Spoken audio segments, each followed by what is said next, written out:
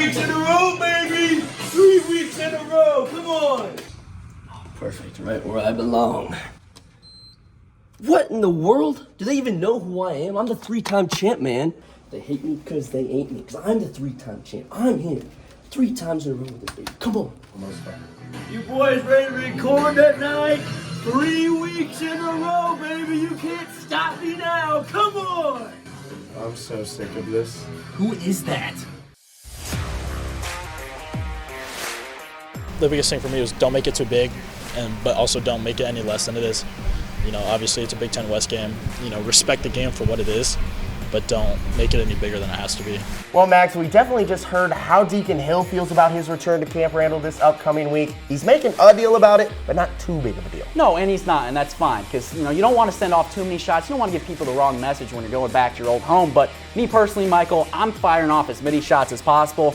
That was my former team. I'm going to make sure that they know that they let a good guy walk. Yeah, he's definitely going to look to bounce back from his performance against Purdue, against the team that, like you said, let him go. But hello, everyone, and welcome back to the Daily Iowans weekly pregame show and your #1 source for Hawkeye sports. I'm Michael Merrick. And I'm Max Von Grease, and today we're going to break down everything that you need to know before the kickoff. Now, Max, I think that the biggest news right now coming out of Iowa is that senior defensive lineman Noah Shannon has been cleared to return to practice. His game status is still up in the air right now, but what do you think his return would mean for this Hawkeye D-line? Yeah, if anyone was at the game last Saturday against Purdue, you could have looked into the crowd and see Free Shanzo scattered all over the crowd. And it's perfect for the Hawkeyes because going into the season, he was supposed to be in Indianapolis for the Big Ten Media Day. He's a proven leader. You got to have leaders in your room, and getting him back, not even just on the field, but in the locker room, that's a huge win for the Hawkeyes. So Noah has been cleared to practice. Noah Shannon's cleared to practice. I'm not sure what we'll learn or when we'll learn what his status moving forward is going to be, but at least we got him on the field now. He's back on the roster and able to be part of the team as a football player instead of a guy just kind of helping out a little bit. So that's positive, and we'll keep our fingers crossed as we move forward. Yeah, it never hurts to get a player like Shanzo back in that lineup. But Max, the defensive line, they really showed up against Purdue. They had 6 sacks in that game against the Boilermakers. Yeah, Michael, they definitely showed up, and for a defensive line that only had 3 sacks going into that game, it was incredible to watch. I mean, they were actually getting pressure on the quarterback, which if I had to nitpick one thing about this Iowa defense is that there's not enough pressure going up against the opposing quarterback. Yeah, no, they definitely did that, and the coverage looked great as well. Some coverage sacks mixed in there, but can't talk about that game without talking about Cooper DeJean. Almost got a pick 6. The angles that the lineman took there. I mean, I talked to Cooper. He said a few of the guys were chirping at him that he let a big fella chase him down. It's never good to let a big fella chase you down, but I mean, come on. I mean, he got almost pick 6. I mean, he got a pretty important pick. That's all I care about. Yeah, another pretty important player in that game was definitely Caleb Johnson and his return and that 67-yard touchdown that got Iowa on the board. Yeah, having KJ back is just incredible. I mean, if nobody knew about it, he was hurt 2 or 3 games ago, and he comes in, he walks into Kinnick Stadium, he just glides through tackles, Michael. I mean, he looks like a pro-style running back. I wouldn't want to tackle him if I were on the opposing defense, that's for sure. I wouldn't want to tackle him either, but this Badgers defense is going to have to try to tackle him when they fight for the Heartland Trophy this upcoming weekend. Max, this is the second trophy game of the season for Iowa. Yeah, and it's a very important game. I think rivalry games in general, they're very important to programs. Wisconsin is your rival, just like Iowa State's your rival. You never want to give up the trophy, and right now the Heartland Trophy is in Iowa City. It should stay that way, Michael. Yeah, Max, obviously you know how important this game is for Iowa, and Iowa knows how important it is as well. You know, it's a rivalry game. It's a Big Ten West matchup. I think it is a big game in itself. But, we're excited to get after it. Yeah, it's a lot of fun, playing them. It's usually a physical battle up front. Playing for a trophy is always fun. I think I'm 1-1 against them right now, so hopefully we can get back on the winning side. Well, it's a big game for the Hawkeyes, and now it's time for the Hawkeye highlight. Max, who do you have? Yeah, Michael, for my Hawkeye highlight, it's going to be QB1 Deacon Hill. Obviously, last game, he had a really poor performance. He never really looked like he got into a throwing rhythm, and just in case you didn't know, if you're a quarterback, you need to get into a rhythm. You need to have that timing down with your wide receivers. He went 6 for 20 through the air, and with a touchdown and interception, that's just not going to cut it against a team like Wisconsin. It may cut it against a team like Purdue, but against Wisconsin, a rivalry game like it is, you got to do better, Deacon. But just to let you know, I have Just the amount of confidence I have in you, Deacon, is incredible. Don't worry about last game. This is your comeback game. This is homecoming for you. Wisconsin's homecoming was last week. This is homecoming for Deacon Hill. And to be honest, Michael, I want him to have as much animosity towards his former team as possible. Who cares? Create havoc. You have nothing to lose, Deacon. Let's make it a game about you. You need to command this offense, and I think you can do that perfectly, man. Max, I don't think you're wrong, but I got something I want to highlight too. I want to highlight the entire wide receiver room.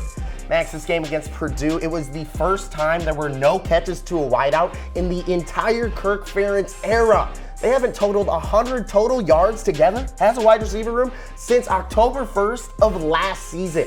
Shout out to Owen Seabrand for those stats, by the way. It's been since the 1970s that we've seen a game with no catches for a wide receiver. Max, sometimes when you watch this offense, you think you are in the 1970s. But there's talent on this team, and they're not getting the ball. But sadly, when they do, Max, they're not making the plays every time. They had 6 or 5 drops against Michigan State, another one against Purdue that led to an interception. I mean, with the amount of times they're just out there not getting targets, it feels like they lead the nation in win sprints, Max. But they do play a bad passing attack this weekend, and someone has to get involved for this team to be a successful team. I believe that this wide receiver room has immense talent. I believe in the wide receiver room. I just think that the staff and the quarterback need to believe with me. Now, Johnny, we were a little bit more negative here on the offensive side of the ball, but I hear you're going to talk about some defense for your Hawkeye highlight. Thanks, Michael. And yes, I do like to think that defense wins championships, even if the offense is struggling, but hopefully they can help out this defense a little bit. I was there Saturday at the Iowa game, and there was a player that stuck out to me, and that was Logan Lee. Logan Lee, who is a senior this year, and Hawkeye fans were hoping that they could get some more production from him. And that is exactly what happened on Saturday, as the Hawkeye defense, as we mentioned, had 6 sacks in that game. And Logan Lee, he led the way as he got 2 of those sacks, and he also put up 10 tackles. And with Lee finally waking up and getting to the quarterback, this can be huge for this front 7, as guys like Joe Evans on the edge, if the attention is going towards the defensive linemen, the ends are going to be able to get one-on-ones and get even more pressure on the quarterback. But it's not only the front 7 and the pass rushers that are feeling Lee's effect, it's also everybody on the defense, as Cooper DeJean talked about his leadership. He acts like he's almost a father, you know, around this program. Just the way he goes about everything, and he's always looking out for everyone, you know, outside of the building, even in the building too. So I think he's been a great leader for us on the field and off the field. I feel like he does a great job just being having open arms for anybody who needs mentorship or anything like that. And I mean, it really shows the character that he is on and off the field. Lee has had to step up since Noah Shannon's suspension, but with the rumors going around that he could be back in Iowa City soon and playing with the team again, this Hawks defensive line could get a lot better. Back to you, Michael. Thanks, Johnny. You know, love to see a highlight to a guy like Logan Lee. You know, my cousin went to high school with Logan. Yeah, and all of us here, except for AJ and Johnny, we're all Quad City natives. Michael, UT, me, Bettendorf. Quad Cities got to stay together. Logan Lee is from the Quad Cities as well. Yeah, Orion High School, don't forget it. But now, it's time that we move on to the breakdown. This is a historic rivalry between 2 teams that are always battling for the Big Ten West crown. But this year, it's a brand new coaching staff as Luke Fickell, formerly from Cincinnati, is in.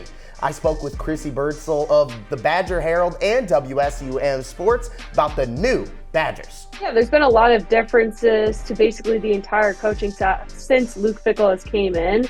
And it's been a process. And there's building blocks, as we've seen the first couple of weeks. They've had some struggles getting everything together, but now they're starting to develop that system a little bit more, get into a rhythm in their plays. And that was very apparent a few weeks ago against Purdue, where it felt like that offense was finally starting to click. Along with the new staff is a new QB. Tanner Mordecai is a transfer from SMU.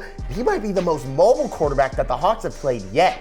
Mordecai only has 3 passing touchdowns along with 3 interceptions on the year, but the former Mustang is definitely a threat for this Iowa defense. So I think when people think of Tanner Mordecai, they think of that immaculate touchdown game that he had last year for them. But for him coming, he's had the most adjustment, I think, of any player, because he spent 4 years down at SMU and now has to come to Wisconsin and really develop his whole philosophy. In the last few games, especially that Purdue game and a little bit during Rutgers, we got to see his mobility, we got to see his accuracy, we got to see that connection with his wide receivers, the running back core, as well as the offensive line. So he's definitely been taking a step up for him, but it's been a very slow process. One thing that has stayed the same, though, is this Badgers' dominant run game. Despite going more air raid, Wisco still has 15 rushing touchdowns on the year, and they rank in the top 20 in the nation in rushing yards. And that's all because of the genetic monster Braylon Allen. Allen is in his 3rd year with the Badgers. It's very likely that he will eclipse over 3,000 career yards in this game against the Hawks. Yeah, I mean, when you look back to the Ron Danes, the Melvin Gordons, you definitely see those glimpses of that continued success in the running back core. And Braylon Allen, he was named to the Athletics Freaks list in the beginning of the year, and I think that's a great way to describe him, is that he is just a freak athletically. He's got the speed and he's got the power, but one thing I really like from him is he's become a lot more shifty. He's not afraid to move laterally behind his line to find those open gaps and then break off into the open spaces. And I think that's been an improvement over his first 3 years here, and you'll definitely see that a lot during Iowa. You can't talk about this Wisconsin team without bringing up their 2 studs in the secondary. Let's start with Ricardo Hallman, the sophomore. He's coming off of that 95-yard pick 6 against Rutgers from a week ago, and he currently has 4 picks on the year. Helping him out, though, is junior Hunter Wohler. Wohler currently leads Wisconsin in tackles, and it's clear that this guy is not afraid to get dirty in the trenches. Yeah, Ricardo Hallman is definitely going to be the guy to know during this season. He had a lot of success back in the spring game. I believe he had 3 picks against Tanner Mordecai just in that spring game, which can give you a lot of indication of what kind of success that he has in the backfield. He had some struggles over the first couple of weeks, but he really found his stride against Rutgers. Obviously had that great pick 6, 95 yards, and he'll definitely be one of those guys that can cause some trouble in the backfield. And then Hunter Wohler, he's really the star guy. He's led the team in tackles virtually every single week, and he'll be the guy to kind of look out for. He runs all over the field for the Wisconsin backfield. This is definitely a stacked team, though, Max. Yeah, with behind Braylon Allen, I mean, you're supposed to have Ches Malusi. He obviously goes down out the rest of the year. You're right, Michael. This is a stacked Wisconsin team that has a ton of talent. They definitely do. But now it's time to find out what's going around the rest of the Big Ten. So let's bring in AJ Reister. AJ, we'll talk about that title later on in the show. I think he kept it again. I don't know who's counting at this point. But what's going on around the rest of the Big Ten this week? Well, Michael, I'm certainly excited to talk about my title, but let's get around the Big Ten first. The first game we're going to talk about, the number 3 ranked Ohio State Buckeyes are traveling to West Lafayette to take on the Purdue Boilermakers, who just lost to the Iowa Hawkeyes last weekend, 20-14. Hudson Card and the offense certainly had a tough time against the stout Hawkeye defense, despite Hudson Card putting up 247 yards through the air. On the other side, the Buckeyes are coming off a 37-17 victory over Maryland, a game that was super close up until the 4th quarter when they pulled away, scoring 2 touchdowns and a field goal. The Buckeyes are 19.5-point favorites in this one. Another game to keep an eye on is Illinois at Maryland. The Terps are coming off that loss against Ohio State like I just talked about. But before that 4th quarter, Maryland was leading 10-0 against the number 3 ranked team in the country, and they stayed with them. After the Bucks took the lead in the second, the Terps came back to retake a 17-10 lead. But once the Bucks tied it up again, they scored 27 unanswered points to close it out. And on the other side, the Fighting Illini are coming off a close loss as well, 20-7 against Nebraska. The Huskers had their way for most of it, scoring 2 touchdowns on the ground. The Illini are 14-point dogs in this one. In the big game outside the Big Ten that has everyone talking, the number 8 ranked Oregon Ducks travel to Seattle, Washington to take on the number 7 ranked Washington Huskies in a top 10 matchup at 2:30. Who made that decision? Put them in prime time, Pac-12 at night. Anyway, the Ducks are coming off a 42-6 stomping on the Stanford Palm Trees, whatever they're called. Bo Nix, 290 yards passing and 4 touchdowns. One of the 2 Heisman candidates in this one. The other one, Michael Penix Jr. who threw for 363 yards in a dogfight against Arizona last week and led Washington to a 31-24 victory. This is a game that could decide who represents the Pac-12 in the college football playoffs. It could also be a preview for the Pac-12 championship in December. The Huskies are 3-point favorites in this one. And guys, that Oregon-Washington game certainly looks like it will be a dogfight. What games are you guys most excited for this weekend? Well, AJ, I'm more focused on the guy that's actually going to win the Heisman, Caleb Williams. USC goes to Notre Dame. I'm just excited to see Caleb raise that Heisman trophy again. I think USC gets it done, but it's always tough going to Notre Dame and playing in that very hostile environment. Yeah, I heard the weather might be pretty bad in that one. Might be a rainy game. You know, those SoCal boys, they don't even know what rain looks like, I don't think. So might be a tough game for them in Indiana. But I'm going to stay in the Pac-12 with AJ. Going to that Oregon State UCLA game. I mean, the Beavers have looked good all year long, and the Bruins are also coming off of a pretty good game. So it'll be interesting to see how that one plays out. But don't go too far, AJ, because it's time we take that title back. I know I was playing it off earlier like I didn't care, but I am sick of hearing you talk about it all the time. Max, you weren't even here last week to get your shot at that title, though. No, I wasn't. There was something wrong with my car. I had to get the brakes fixed. I just was not here. And honestly, I don't really care that AJ won again. I just know that it's our time. One of us is going to get it. Maybe even Johnny. I just know that he's not going to get it. It's definitely not going to be Reister, but we're going to bring back everyone right now, and I hope everyone is going to take it as seriously as we two are. AJ, we can't let you keep it any longer, and, you know, we're going to make sure that we bring it this week. Johnny, you're new here. You haven't had your shot at the title yet, so why don't we start it with you? Thanks, Michael. I'm not too much of a bettor, but if I had to bet on someone winning it, I hope it's either you or Max, because I'm sick of seeing AJ walk around the studio with the belt. Before we get to my score prediction, I do want to bring up another player I think is going to be an X factor in this one. I'm talking about Aaron Graves. Graves was able to pick up his first sack last week against Purdue, and just like we talked about, we're hoping that this defensive lineman can finally get a streak going of getting consistent pressure on the quarterback, but I think that sack is going to be huge for him, giving him that momentum to keep up with the rest of the defense and continue to put pressure on Wisconsin, because Wisconsin, they are a tough team. They average over 200 yards on the ground, which is top 20 in the nation. So if this Hawkeye team really wants to stop Wisconsin, it is going to be that front seven, and it's going to be led by the two defensive linemen I talked about. And now for my score prediction, I have to go with Wisconsin, and seeing previous Iowa performances, I don't see them putting up much. I have to go Badgers 21, Hawkeye 6. You could say that's a bit harsh, but I'm trying to keep my expectations low, so when we exceed that, I can find happiness with this Hawkeye team. And now I'm going to send it to the man who keeps winning, but I don't think you're winning this week, AJ, but let's hear it. You know, fellas, just keep on talking your talk. I mean, all I hear for the last few weeks is, we're going to take the belt back. We're going to take the belt back. Last I checked, for the last 3 weeks, this thing has been over my shoulder. So sit back, take some notes, because this pick is about to be my boldest one yet. For my player to watch, I have Nick Jackson. The Badgers love to run the ball with their all-purpose running back, Braylon Allen, who also sees action in the pass game, but Tanner Mordecai also likes to get out of the pocket for some big gains. I expect Nick Jackson to have plenty of opportunities to rack up a lot of tackles and find his way into the backfield. And now for the score itself, I've got the Hawkeyes getting the upset and a 13-7 nail-biter in Camp Randall. The Iowa defense needs to neutralize Allen if they want to have a shot, and I believe they will do that and keep the Heartland Trophy in Iowa. Max, what do you got this week? Okay, Vin Diesel. I mean, like, who does that kid think he is?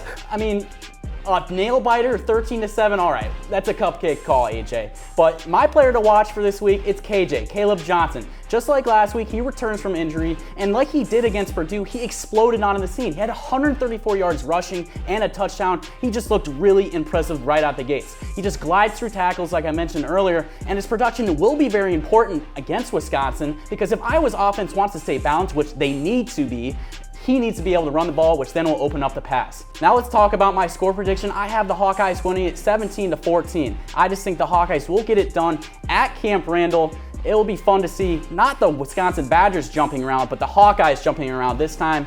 Sorry, Cheddarheads. I think the Hawkeyes get this one done. Now let's go to a local cheesehead herself with Chrissy Bursall with her picks. Yeah, I'm actually going to use Hunter Wohler as the guy to watch for this game against Iowa, especially in the safety position. He kind of does everything for this team. He's not afraid to get up and cause disruption in the backfield, but is also not afraid to drop back and cause issues there. He's had some really great games, but I think he's due to have a phenomenal performance and really stand out in this defense. So one issue of Wisconsin defense is actually their passing defense. They have the worst passing defense in the Big Ten. I think they lucked out against Iowa, who's had the worst passing offense in the Big Ten. So I think that it's going to play to Wisconsin's advantage, and I think our offense is really going to show what we're able to do. I think it'll be 24-14 Wisconsin. Well, Chrissy, you know how we are on the show, Max. We never expect anything less than someone to pick their own school. I'm going to start with my player to watch in this one, and that's Deacon Hill.